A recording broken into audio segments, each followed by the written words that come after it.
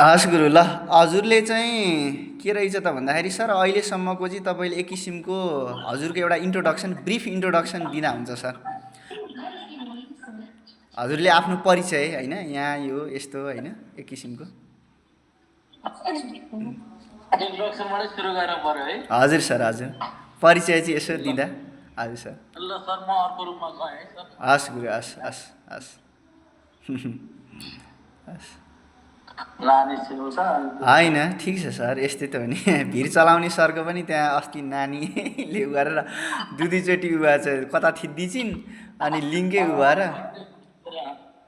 छोरीले फेरि हस् सर हजुरले एक किसिमको आफ्नो एकाडेमिक परिचय होइन दिँदा हुन्छ ठेगानासहित यसो एड्रेससहित केही हुँदैन सानो कुदो जा म बाबा कल गर्छु अहिले हस् सर ल हस् सर हुन्छ सुरु गर्नु इन्ट्रोडक्सनबाटै सुरु गर्नुपर्ने भनेपछि नमस्कार हजुर सर नमस्कार सर मेरो नाम उत्सव परियार हजुर सर हाल कार्यरत माध्यमिक तह गणित शिक्षक हजुर सर हजुरकोट गाउँपालिका वडा नम्बर 4 को जीवन ज्योति माध्यमिक विद्यालयमा चाहिँ गणित शिक्षकको रूपमा कार्यरत छु।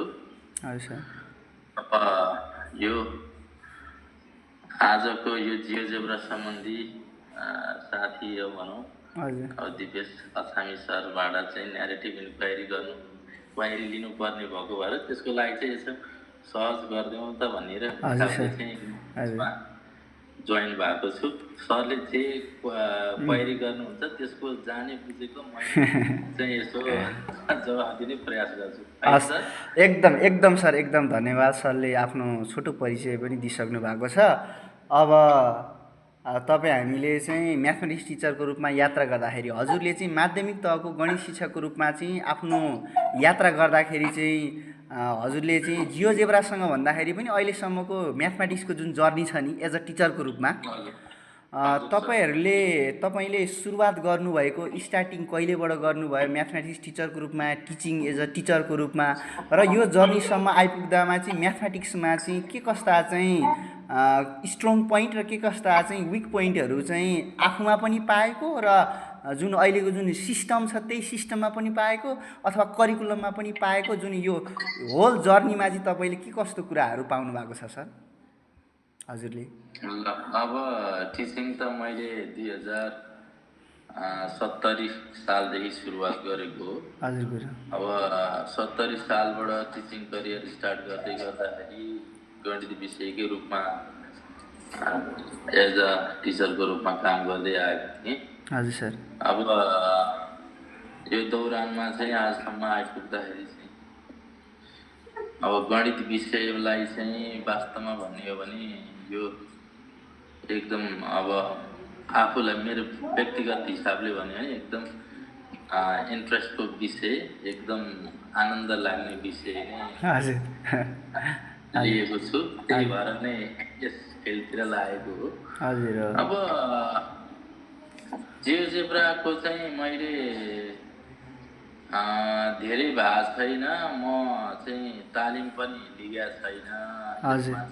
हजुर सर। म आफ्नै तरिकाले अनलाइनमा यसो अलिकति साथीहरूले गरेका कुराहरूलाई चाहिँ यसो हेर्दै के हुन्छ त भन्दै अलिअलि चलाउँदै गरेर चाहिँ मैले पनि आफ्नो एउटा प्रोफाइल बनाएको छु थोरै। हजुर गुरु। अब यसमा गणितसँग रिलेटेड होइन आफूले अध्यापन गराउने विषयसँग रिलेटेड विषयवस्तुहरू बनाएर राखेको छु अनि यो कक्षा कोठामा पनि प्रयोग गर्ने गरेको छु।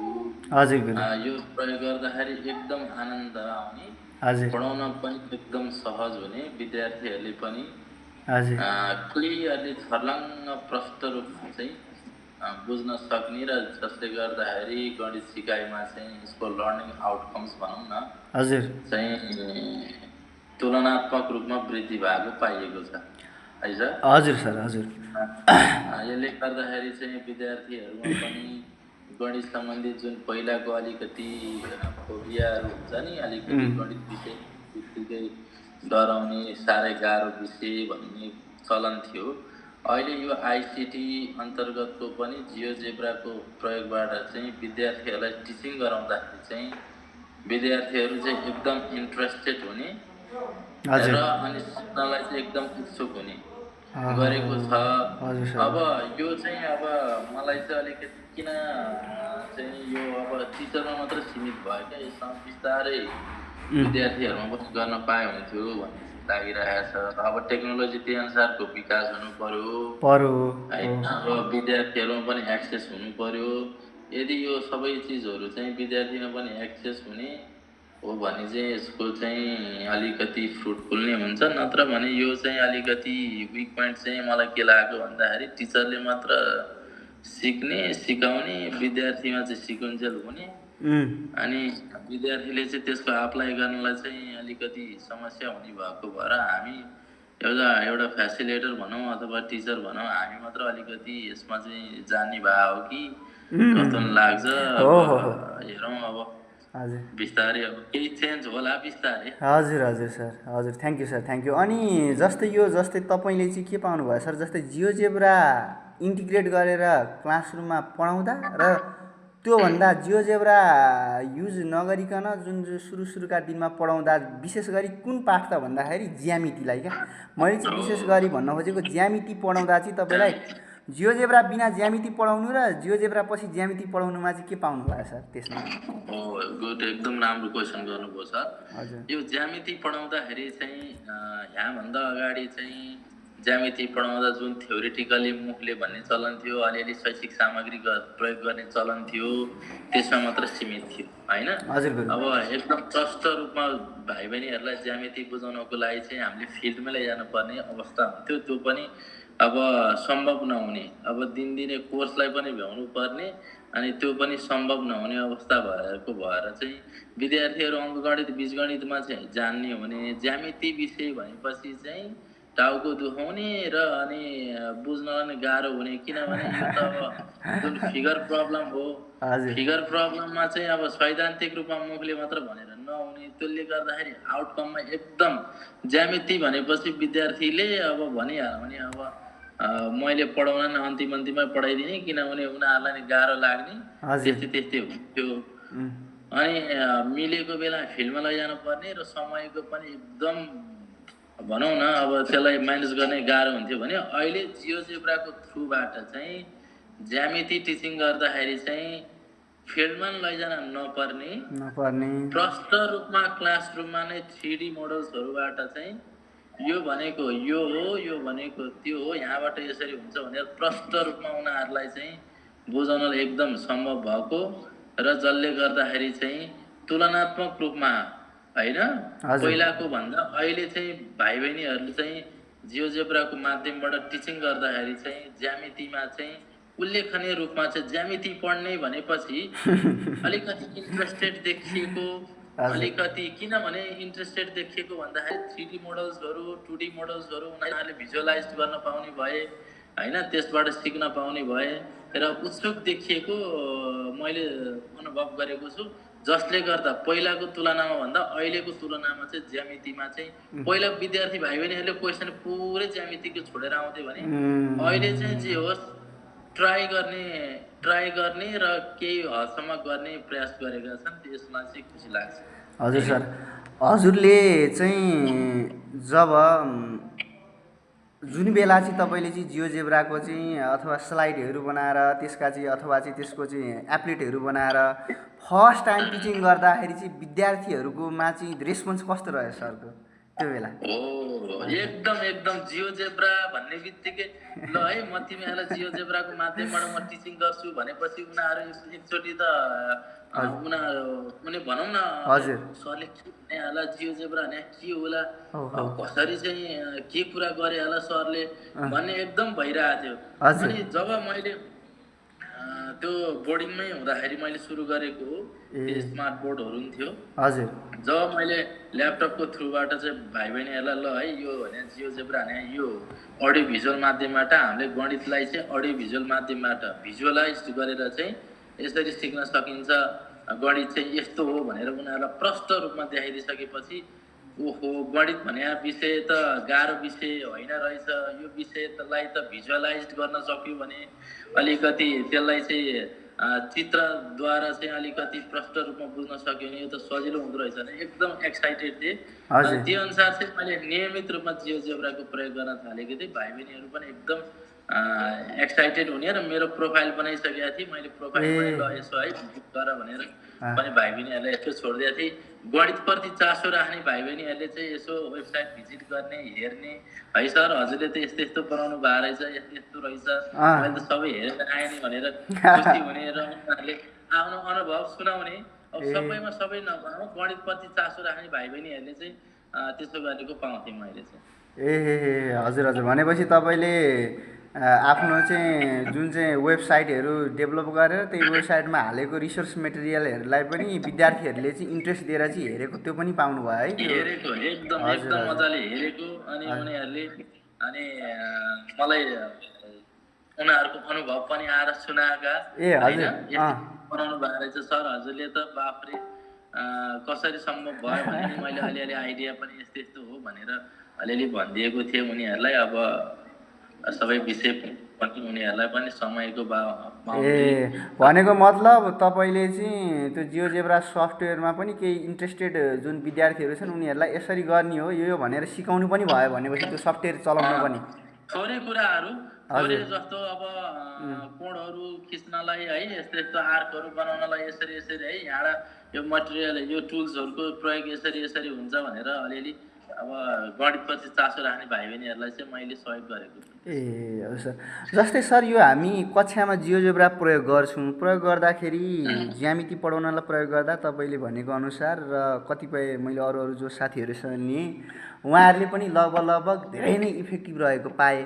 त्यतिको बावजुद पनि चुनौतीहरू चाहिँ के कस्तो पाइयो सर जियोजेब्रा युज गरेरै ज्यामिति पढाउँदा क्लासमा के कस्ता बाधा अडचनहरू आउँछन् अथवा चाहिँ आफ्नो जुन तरिकाको स्पिडमा हो त्यो तरिकाले लान पाइन्छ कि पाइँदैन ठ्याक्क पाठ्यक्रम अनुसार पाठ्यक्रम अनुसार मिलाएर चाहिँ ढालेर लान पाइन्छ कि पाइँदैन के कस्तोहरू चाहिँ च्यालेन्जेसहरू चुनौतीहरू छ सर यो जियोजेब्रालाई प्रयोग गर्दा रिसोर्सको रूपमा प्रयोग गर्दा पनि ल अब च्यालेन्जेसको रूपमा भन्नुपर्दा मैले यहाँभन्दा अगाडि पनि कुरा गरेँ। हजुर अब आइसिटी मैत्री क्लासरुम भनेर भन्छौँ हामी। यो आइसिटी मैत्री क्लासरुम चाहिँ शिक्षकमा मात्र सीमित भयो भयो विद्यार्थीमा सीमित छैन।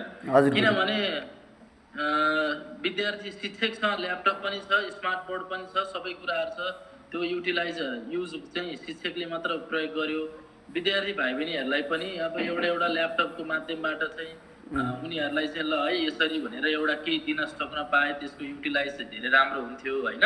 हजुर हो गुरु हो अनि यो प्रयोग गर्दै गर्दाखेरि भाइ बहिनीहरूलाई सिकाउँदै क्लासरुममा सिकाउँदै गर्दाखेरि चासो दिएर मजाले हेरेको छ शिक्षण पनि अब यो भने यस्तो रहेछ। अनि त्यो चिजलाई चाहिँ फेरि उनीहरूले घरमा गएर यसो अप्लाई गर्न पाएको भन्नमा चाहिँ अलिकति यसको राम्रो हुन्थ्यो। अब यसमा चाहिँ के भन्दा देखाउन्जेल मात्र भयो भयो होइन। हजुर अनि देखाउन्जेल त उनीहरूले मजाले छर्लङ्गै बुझे। अब त्यही कुरालाई चाहिँ फेरि भाइ बहिनीहरूले चाहिँ आफ्नो घरमा गएर आफ्नो ल्यापटपमा मोबाइलमा अथवा युज गर्न पाए अलिकति त्यसले राम्रो नै गर्थ्यो होला।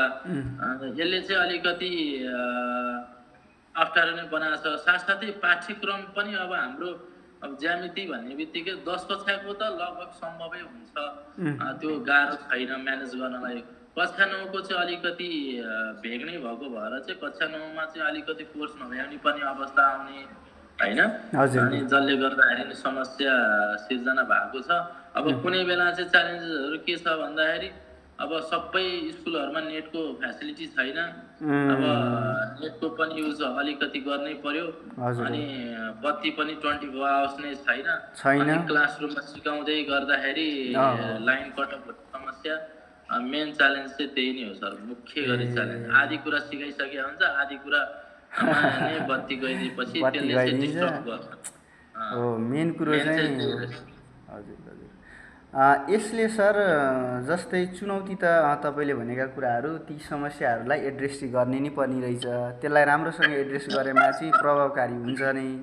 र जस्तै एज अ टिचरको रूपमा म्याथमेटिक्स टिचर जसले चाहिँ जियोजेब्रा एप्लेट आफै बनाएको छ आफैले चाहिँ टपिक अनुसारले चाहिँ ज्यामितिका टपिकहरू पढाउन चाहिँ त्यही अनुसारले चाहिँ कोर्स अनुसारले बिचमा चाहिँ त्यो कुरालाई पनि मिसाइराखेको छ, इन्टिग्रेट गरिराखेको छ।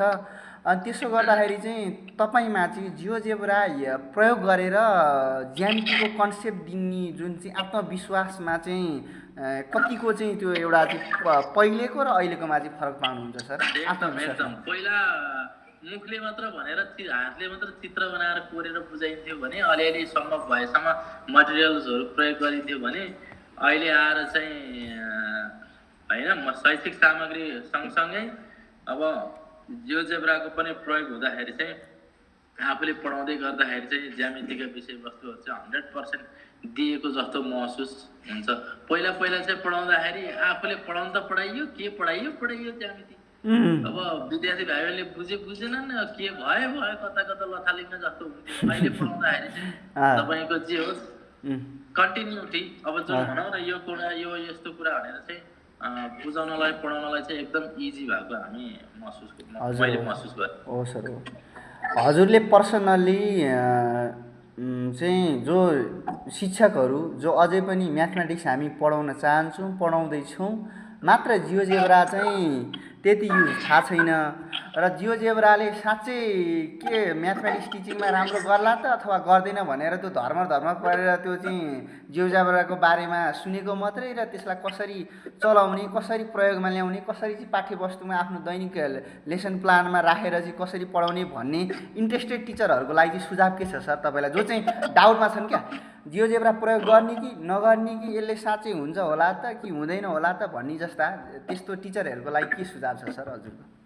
एकदम जायज प्रश्न गर्नुभएको छ। यसको लागि चाहिँ म गणित शिक्षक हुँ भन्नुभन्दा अगाडि कुनै पनि टिचरहरूले चाहिँ म गणित शिक्षक हुँ भन्नुभन्दा अगाडि चाहिँ जियोजेब्रा सम्बन्धी पहिला ज्ञान छ कि छैन आफूमा, पहिला चाहिँ जियोजेब्रा सम्बन्धी आइसिटी सम्बन्धी ज्ञान छ भने चाहिँ ठुलस्तरमा म गणित शिक्षक हो भनेर भन्नु सक्नुपर्छ। होइन भने म गणित शिक्षक हो भनेर भन्दै गर्दाखेरि, परिचय दिँदै गर्दाखेरि जियोजेब्राको ज्ञान नभएको, आइसिटी सम्बन्धी ज्ञान नभएको छ भने चाहिँ त्यो चाहिँ टिचरहरूले भुल सुधार, त्यो अलिकति विक पोइन्ट नै हो, कमजोरी हो। गणित शिक्षक भइसकेपछि यो कसैले भनेर हुने कुरा होइन, आफूलाई नै चेन्ज गर्ने कुराहरू हुन्। गणित शिक्षक भइसकेपछि जियोजेब्रा र आइसिटी सम्बन्धी ज्ञान चाहिँ अनिवार्य रूपमा हुनुपर्छ भन्ने कुरा चाहिँ मलाई लाग्छ। किनभने कोर्स बुक मात्र पढाएर, कोर्स बुकको मात्र समस्या समाधान गरिदिएर विद्यार्थीलाई चाहिँ सिकाएर गणित शिक्षक अबको लेभलमा अब आउने जुन हुन्छ नि पुस्ताहरूमा, जेनेरेसनहरूमा चाहिँ अब चाहिँ गणित शिक्षक भइँदैन त्यो चाहिँ हो सर हो। अब जुन छ सर यो माध्यमिक तहमा ज्यामिति शिक्षणको भविष्यमा जियोजेब्राको भूमिका, जस्तै हाम्रो चाहिँ यो पाठ्यक्रममै चाहिँ यसलाई तोकेर राख्दा के होला सर, के लाग्छ तपाईँलाई? पाठ्यक्रमले नै क्या एकदम पाठ्यक्रमले अब यस्तो हो, अब भेटरनहरू हुनुहुन्छ होइन हाम्रो जियोजेब्रा चलाउने। अब किनभने यसो गर्न सक्दा राम्रो हुन्छ। मलाई चाहिँ वेदान्त पब्लिकेसन बुक मैले चलाउँथेँ, म बोर्डिङमा पढाउँदाखेरि उहाँहरूले लिङ्कहरू राखिदिनु हुन्थ्यो होइन, टपिक वाइज पाठहरूमा यो जियोजेब्राको लागि भनेर नजानेका टिचरहरूले पनि त्यसको चाहिँ लिङ्कहरू अप्लाई गरेर युज गरेर यो त्यस्तो भनेर देखाउनुहुन्थ्यो। अब आउने करिकुलममा चाहिँ नेपाल सरकारले चाहिँ के गर्नु पर्यो भन्दाखेरि प्रत्येक पाठमा यत्र हाम्रा नेपाल अधिराज्यभरि यत्र भेटरन टिचरहरू हुनुहुन्छ होइन, पाठ्यक्रम विशेषज्ञ विज्ञहरू पनि हुनुहुन्छ त्यसमा। अब कतिपय पाठ्यक्रम गणितीय विज्ञहरू त जियोजेब्रा सम्बन्धी एकदम नलेज हुनुभएको, एकदम भेटरन धेरै वर्ष अनुभव हुनुभएको टिचरहरू हुनुहुन्छ। उहाँहरूसँग चाहिँ समन्वय गरेर चाहिँ पाठ्यक्रम त एज इट इज छँदैछ, सँगसँगै त्यसको लेसनको साइडमा चाहिँ लिङ्क पनि राखिदियो भने चाहिँ लिङ्क विद्यार्थीले, टिचरले नखोजे पनि विद्यार्थीले सर यो भने चाहिँ के रहेछ त भनेर विद्यार्थीले प्रश्न गर्यो भने टिचरले खोज्न बाध्य हुन्छन् क्या। एउटा स्क्यानर राखिदिने कि लिङ्कसँगै स्क्यानर राखिदिने, त्यो गऱ्यो भने चाहिँ पाठ सँगसँगै चाहिँ विद्यार्थी भाइ बहिनीहरूले चाहिँ अब कतिपय सरकारी स्कुलमा स्मार्ट बोर्ड छ, त्यसको युटिलाइज नै छैन होइन, कमसे कम त्यो त प्रयोगमा आउँछ नि, आउँछ हो सर हो। एकदम मैले चाहिँ त्यो सुझाव दिन चाहन्छु। जस्तो हाम्रो वेदान्त पब्लिकेसनको राम्रो छ क्या बुकहरू, अब त्यसमा हाम्रो ताराबहादुर सरहरूले चाहिँ लिङ्क राखिदिनु भएको छ, ठाउँमा धेरै नसके पनि केही लिङ्कहरू राखिदिनु भएको छ, जसले गर्दाखेरि यसो बोर्डिङमा म पढाउँदै गर्दाखेरि मलाई बनाएको अलिकति जियोजेब्रा चासो राखेको त्यहीँबाट ए त्यो हजुर लिङ्क सर के रहेछ भनेर मैले खोजे गर्दाखेरि यो चिज त यस्तो रहेछ भन्ने थाहा पाएर गरेको।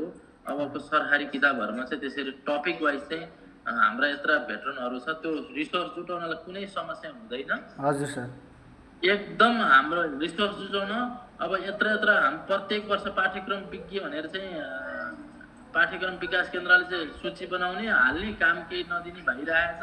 त प्रत्येक त्यो विज्ञहरूलाई चाहिँ एउटा है जियोजेब्रा सम्बन्धी एउटा लिङ्क बनाएर चाहिँ तपाईँहरूले चाहिँ हामीहरूलाई पठाउनुहोस् पाठहरूको भन्यो भने त्यो अनुसारको लिङ्क बनाएर पठाउन सबै रेडी हुनुहुन्छ। र त्यो लिङ्कहरू चाहिँ बुकमा चाहिँ जस्तो समूह भन्ने पाठमा चाहिँ अब 2वटा होइन समूहहरूको छ नि त 2वटा समूह 3वटा समूहहरूको साइडमा त्यो सँगसँगै लिङ्क राखिदिन पाए जियोजेब्रा सम्बन्धी ज्ञान नभएका टिचरहरूले पनि त्यसलाई चाहिँ स्क्यान गरेर चाहिँ यो भने चाहिँ यो विषयवस्तु हो ज्ञान नभए तापनि त्यसको एप्लाई चाहिँ उहाँहरूले पनि गर्न सक्नुहुन्छ र विद्यार्थीहरूलाई बुझाउन सक्नुहुन्छ भन्ने चाहिँ मलाई लाग्छ है सर। ओहो त्यो चाहिँ एकदम ठिक छ